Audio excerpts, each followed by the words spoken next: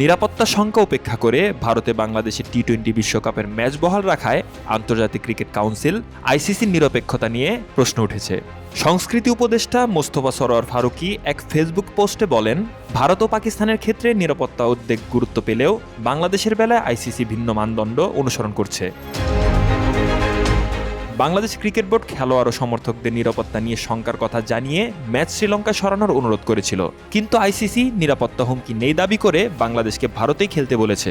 আইসিসিকে ভারতে না খেলার সিদ্ধান্তে অনড় থাকার কথা জানিয়েছে বিসিবি ও বাংলাদেশ সরকার। ফারুকী তার পোস্টে ভারতে বাংলাদেশি সন্দেহে একাধিককে পিটিয়ে হত্যার ঘটনার কথা তুলে ধরেন। পাশাপাশি মুম্বাইয়ে বাংলাদেশ ভারত ম্যাচ আয়োজন নিয়ে শিবসেনা নেতার হুমকি এবং মোস্তাফিজুর রহমানকে আইপিএল থেকে সরিয়ে দেওয়ার ঘটনাকেও গুরুতর নিরাপত্তা ঝুঁকির উদাহরণ হিসেবে উল্লেখ করেন।